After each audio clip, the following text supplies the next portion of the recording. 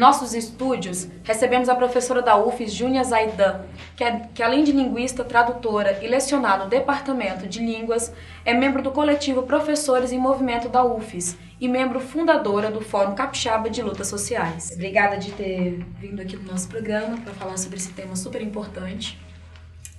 Para começar, quando questionado, o governo emitiu uma nota dizendo que não eram cortes, e sim contingenciamentos. Você pode explicar a diferença entre os dois?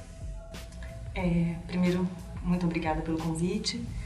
O que a gente está vivendo hoje na esfera pública para a educação superior é, sobretudo, uma guerra discursiva, né? Que você tem narrativas que competem entre si e que confundem a população. Mas a respeito de corte e contingenciamento, nesse momento, essa diferença quase que já é nula, porque o contingenciamento, como ele está sendo aplicado, ele seria como se fosse uma diminuição do investimento, né? Ao contrário de um corte, que seria a não concessão de investimento algum,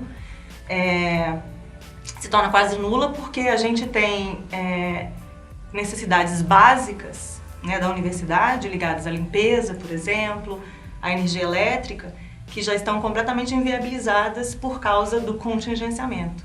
Então, na prática, o que a gente está vivenciando são cortes, de fato, né, que impossibilitam a realização das atividades de ensino, pesquisa e extensão, que não se voltam apenas para a universidade, mas também para toda a sociedade, devido a essa política de, como a gente tem de terra arrasada do governo em relação à educação superior.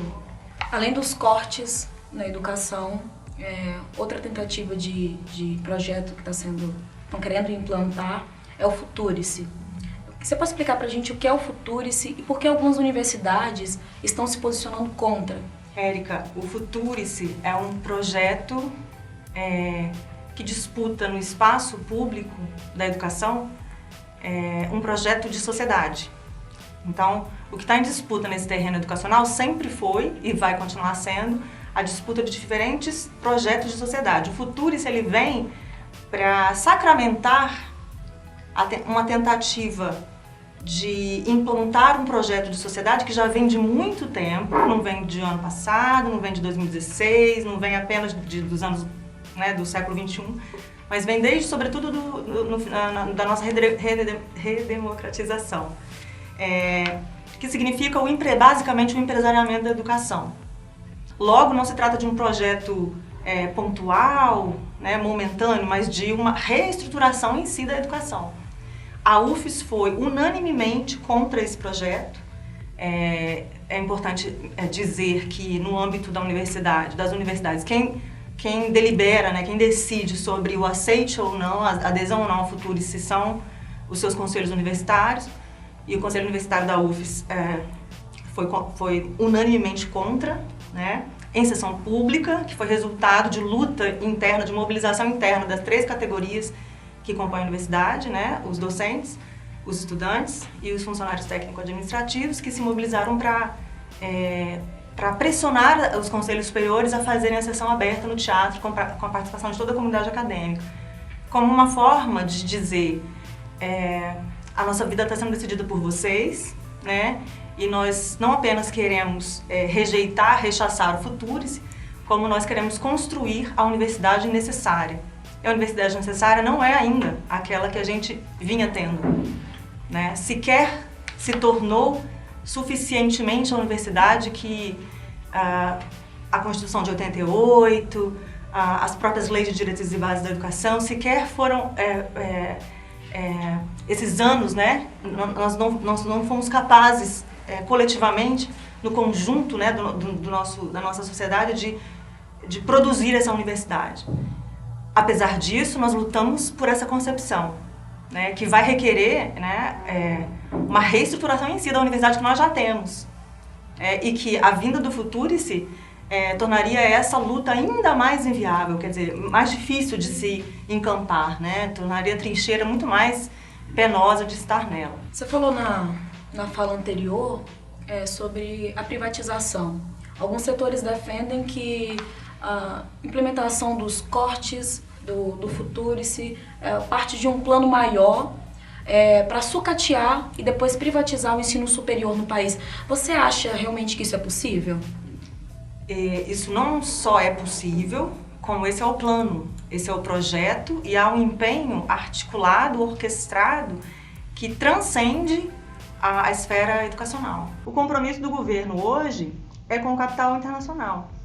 E o capital internacional, através dos seus diversos organismos multilaterais, e aí você tem a Organização Mundial do Comércio, o Fundo Monetário Internacional, a Unesco ligada à ONU, são organismos que já determinaram há mais de década, né, há décadas, dos anos 80 para cá principalmente, quando o capitalismo entra em sua fase crítica mais aguda, estruturalmente crítica, uma crise estrutural, não apenas as crises cíclicas comuns ao capitalismo em si.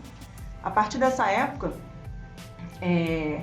todos os países do capitalismo tardio, que a gente chama de capitalismo periférico, do qual o Brasil faz parte, ou seja, países dependentes, eles passam a ter desses agentes internacionais, desses órgãos multilaterais, determinações para que eles conduzam a sua vida doméstica em todas as áreas, em todas as esferas, e não apenas na esfera educacional. Né? Então aí você vai ter uma precarização do trabalho que vai se acentuando, que vai se intensificando, né? Você vai tendo a privatização como a forma de apropriação do fundo público, você vai ter a retirada do Estado cada vez maior das áreas da vida social em que a presença do Estado é imprescindível, então tudo vai sendo entregue à iniciativa privada, ao terceiro setor. Então todo esse processo, ele precisa ser considerado em seu conjunto amplo para que a gente entenda o que é, por exemplo, Futurice. Quer dizer, que nós não precisamos do Futurice para estarmos em estado de aguda crise educacional. Porque antes do Futurice nós já vínhamos vivendo essa acolhida por parte dos governos dos últimos anos. Não é apenas... Isso tem lastro em toda a nossa história recente da educação, da saúde, né, de todos os campos da vida social. Claro que teve governos mais neoliberais, né, mas também nos governos progressistas nós não rompemos com essa lógica. Não esperávamos que foi a tomada do governo por um grupo político ultraliberal. Nós estamos precisando fazer o dever de casa. A autocrítica, sim, que é a qual muita gente resiste. Estamos precisando fazer o diagnóstico mais preciso, sim. E para que esse diagnóstico aconteça, nós precisamos entender a história do Brasil. Então, em linhas gerais, talvez fosse importante dizer, não há diálogo com o capital. Não é possível adoçar o capital, não é possível domesticar, docilizar o capital. Não dá para sentar na mesa com quem quer a nossa morte. Para finalizar, às vezes alguém que está em casa pensa, mas por que esse assunto me interessa? Não sou professor universitário, não sou estudante de nenhuma instituição pública, federal, não tenho filhos em nenhuma instituição. Como é que isso pode me afetar? Você poderia falar um pouquinho pra gente como que os cortes, como o Futurice afeta a sociedade em geral, não só a sociedade acadêmica, mas sim toda a população brasileira? Excelente pergunta. Eu acho que você traz uma questão que diz primeiro respeito a nós da universidade e a nossa responsabilidade, que nem sempre tem sido observada, em estarmos de modo integrado com as questões da sociedade. E eu digo isso com muita responsabilidade, não quero soar leviana ao falar sobre a nossa tarefa, né, como professores, pesquisadores, estudantes de graduação, de pós-graduação, que não foi raro ao longo desses últimos anos, depois da nossa redemocratização, que a universidade se afastasse, de fato, da sociedade. A respeito do que o povo brasileiro, do que a sociedade pode entender, né, a partir dessa problemática nossa da universidade hoje,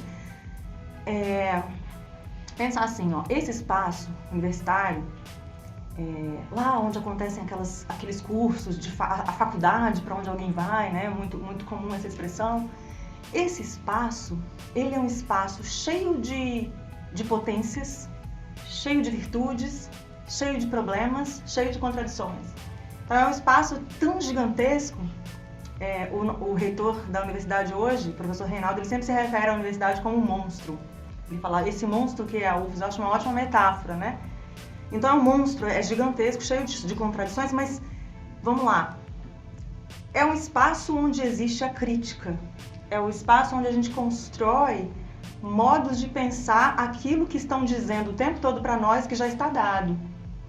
Então a sociedade pode pensar a universidade como esse espaço em que novas formas de pensar a vida e de viver a vida são gestadas, são teorizadas, são experimentadas, né? Então, eu poderia muito bem enumerar uma quantidade de serviços que a universidade presta à sociedade capixaba, que vai desde os hospitais até os projetos de extensão que envolvem a participação popular, um que é comumente negligenciado, que é, por exemplo, o fato de que nós, na universidade, formamos professores para toda a educação básica. Então imagina se o que o sucateamento de uma estrutura monstruosa como essa não vai ocasionar em toda a sociedade, né? Mas para além de todas essas interações diretas com a sociedade, implicações diretas que a nossa atividade tem para o povo capixaba, o meu convite é para que pensemos a universidade como lugar onde a gente pode construir uma teoria que não se dissocia, não se separa do fazer, na construção desse Brasil que ainda não existe, desse Brasil que nunca existiu, né? Então, esse espaço da crítica, esse espaço da construção do novo, que a gente pode pensar, é um espaço onde a gente pode gerar novos atos nascentes que nunca foram vividos aqui nesse país, eles são possíveis a partir da atividade que a gente realiza. Muito obrigada. Obrigada a você pela presença. Você deseja fazer alguma fala? Eu agradeço vocês, espero que a gente possa estar juntos aí na luta pela universidade, que na verdade sintetiza, plasma a luta pelo Brasil, né? Muito obrigada. Obrigada.